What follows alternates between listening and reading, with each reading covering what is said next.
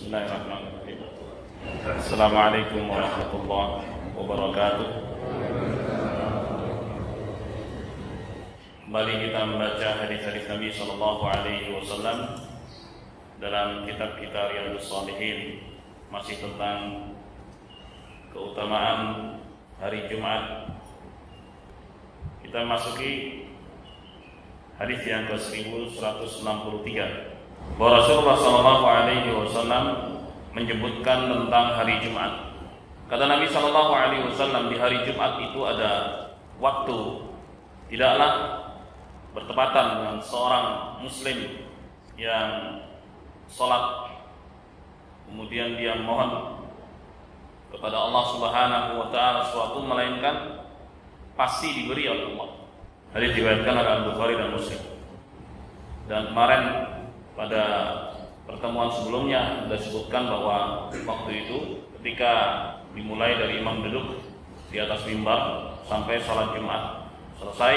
Yang kedua, di penghujung hari Jumat ba'dal asar, terlebih menjelang maghrib. Maka manfaatkan waktu tersebut untuk berdoa kepada Allah Subhanahu wa taala. Hadis berikutnya, dan dari Abu Burdah bin Abi Musa al-Asy'ari, Abdullah bin Umar bertanya, apakah engkau pernah mendengar ayahmu, yaitu Abu Musa al-Asy'ari radhiyallahu anhu, menyampaikan hadis dari Rasulullah sallallahu alaihi wasallam terkait waktu mustajab di hari Jumat? Maka Abu Burdah mengatakan, betul, aku pernah mendengar ayahku berkata radhiyallahu anhu, bahwa aku pernah mendengar Rasulullah sallallahu alaihi wasallam bersabda, jadi waktu mustajab tersebut ya di rentang waktu sejak imam duduk sampai sholat Jumat selesai. Hadis diriwayatkan oleh Imam Muslim. Hadis berikutnya, sungguhnya di antara hari yang paling utama adalah hari Jumat. Maka perbanyaklah kalian membaca sholawat untukku. Sholawat itu adalah doa kepada Allah Subhanahu wa taala agar Allah memberikan kemuliaan, keutamaan kepada Nabi Muhammad sallallahu alaihi wasallam. Dan ini sebagai bentuk terima kasih kita, syukur kita kepada beliau sallallahu alaihi wasallam yang bawa umat dari kegelapan jahiliyah menuju terang benderangnya ajaran tauhid, ajaran Islam. Sungguhnya doa-doa kalian, salawat kalian itu pasti sampai kepadaku, kata Nabi sallallahu alaihi wasallam. Oleh sebab itu, terdapat anjuran di hari Jumat bagi kita untuk banyak-banyak membaca sholawat atas Nabi sallallahu alaihi wasallam. Dan hadis-hadis ini jamaah sekalian yang dimuliakan Allah telah dibahas pada pertemuan yang lalu detailnya. Nah, kita masuk pada bab yang baru, bab anjuran untuk sujud syukur. Jadi tidak setiap waktu sujud syukur, hanya pada kondisi tertentu saja di mana anugerah dan nikmat tersebut besar, ya syukur. Sebagian orang melakukan itu setiap selesai sholat, tidak. Tapi ketika anjuran tersebut, ketika seorang mendapatkan anugerah besar atau selamat dari bahaya besar, maka dianjurkan untuk sujud syukur. Dalam bab ini dibawakan hadis dari Sa'ad bin Abi Waqqas radhiyallahu taala anhu. Beliau berkata, kami keluar bersama Rasulullah sallallahu alaihi wasallam dari Mekah menuju Al-Madinah. Ketika kami dekat di suatu tempat yaitu bernama Aswara, maka beliau singgah di situ, kemudian mengangkat kedua tangannya. Kemudian beliau berdoa kepada Allah Subhanahu wa taala sekian lama dengan mengangkat kedua tangan. Iya, mengangkat kedua tangan itu di antara sebab doa itu dikabulkan oleh Allah Subhanahu wa taala. Walaupun tidak setiap doa itu mengangkat kedua tangan. Ada doa-doa tanpa mengangkat kedua tangan, seperti doa masuk ke toilet, ya kan? Dan doa-doa lainnya yang tidak mengangkat tangan. Jadi ketika tidak disebutkan di situ Nabi sallallahu alaihi wasallam mengangkat tangan dalam berdoa, maka kita tidak mengangkat tangan. Ketika dianjurkan di situ doa mengangkat tangan, maka kita mengangkat tangan. Biasanya kalau seorang minta hajat kepada Allah Subhanahu wa taala, barulah dia mengangkat tangan. Ya, mohon pada Allah Subhanahu wa taala agar Allah memenuhi dan mengabulkan hajatnya. Setelah berdoa tersebut, kemudian beliau sujud. Lama sekali beliau sujud. Kemudian beliau bangkit. Kemudian beliau mengangkat kedua tangannya lagi. Kemudian beliau sujud lagi. Beliau lakukan itu 3 kali.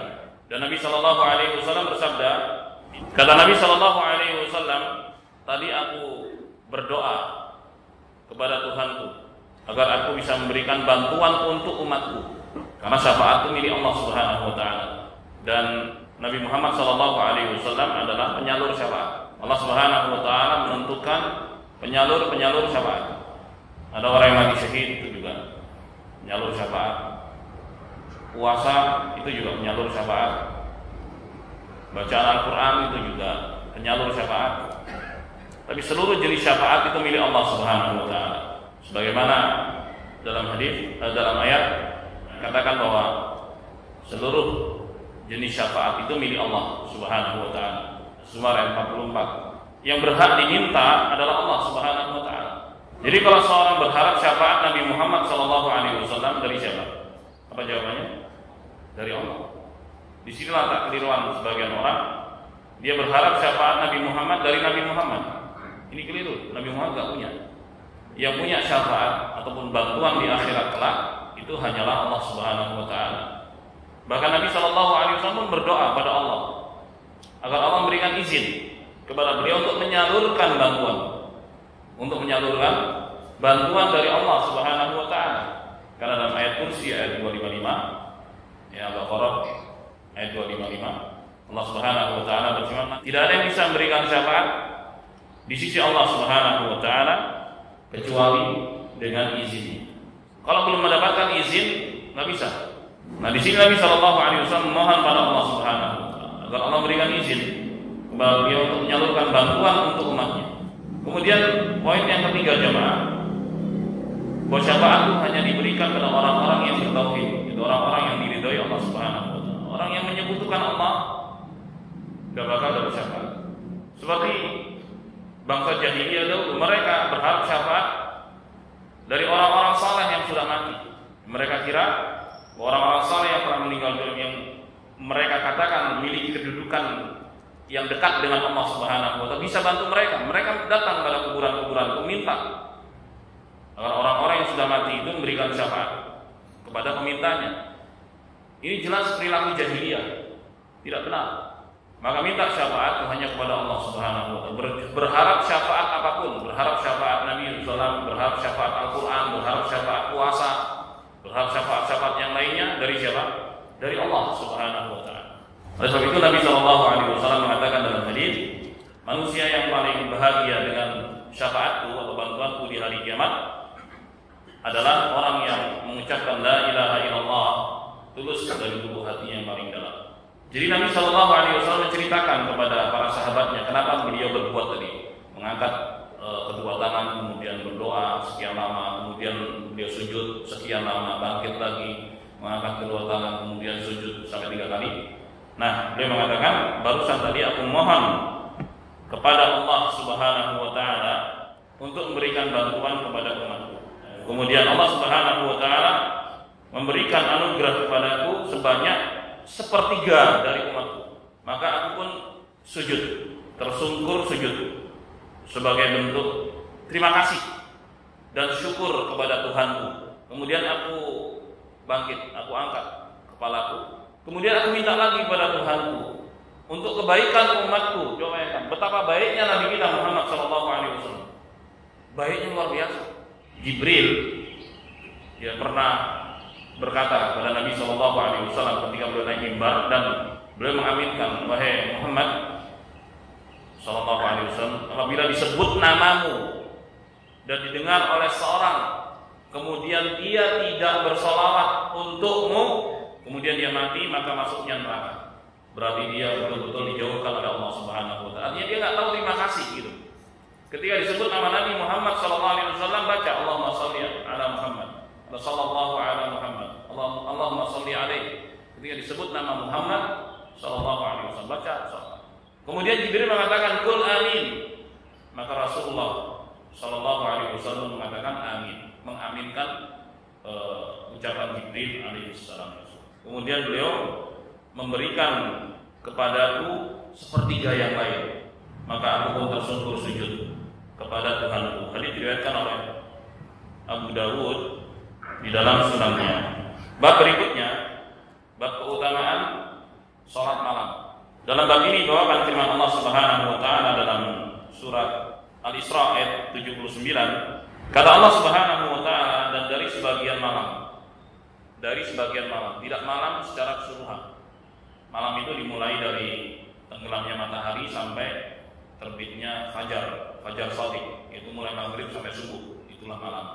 Dan yang dimaksud qiyamul lail itu salat yang dilakukan ya di malam hari. Ya, tapi spesifik setelah salat Isya. Itu namanya qiyamul lail.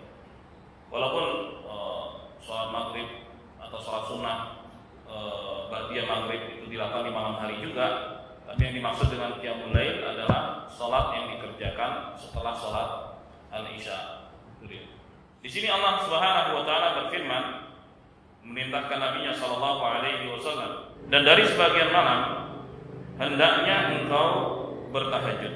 Di sini Allah Subhanahu wa taala perintahkan Nabi-Nya sallallahu alaihi wasallam untuk bertahajud di sebagian malam, tidak seluruhnya. Ya, sebab salat sepanjang malam itu bukan bagian dari sunnah, sebagian malam saja. Kecuali kadang-kadang. Kalau seterusnya sepanjang malam itu bukan bagian dari sunnah.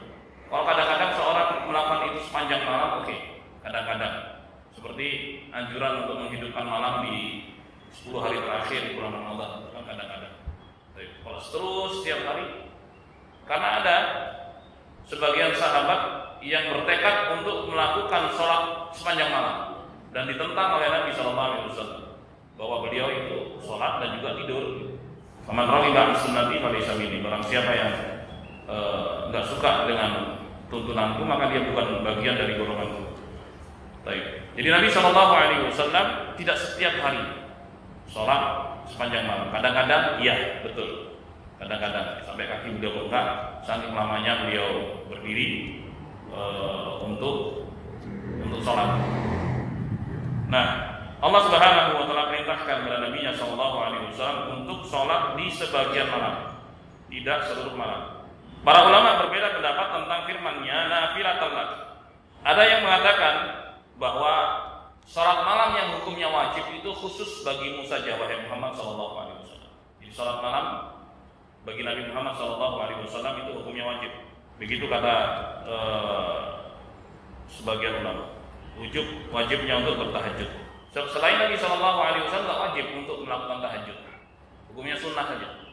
Anjuran, bersifat anjuran, seperti yang sudah pernah kita bahas dan kita ketahui. Ada juga yang mengatakan dari sebagian malam bertahajudlah engkau sebagai tambahan. Itu makna tambahan. Jadi nafilah ada yang menafsirkan itu wajib, ada yang menafsirkan bahwa nafilah itu adalah ziyadah ataupun ziyadah maknanya tambahan keutamaan. Baik, dan ini berlaku untuk beliau sallallahu alaihi wasallam dan untuk selain beliau. Kalau yang hukumnya wajib itu khusus bagi Nabi sallallahu alaihi wasallam. Adapun mereka yang menafsirkan nafilah itu adalah tambahan keutamaan, maka ini berlaku bagi Nabi Muhammad sallallahu alaihi wasallam dan umatnya. Jadi Allah Subhanahu wa taala perintahkan kepada Nabi-Nya Muhammad sallallahu alaihi wasallam untuk bertahajud, pasti Allah Subhanahu wa taala akan berikan anugerah kepada beliau sallallahu alaihi wasallam kedudukan yang terpuji. Assalamualaikum warahmatullahi wabarakatuh.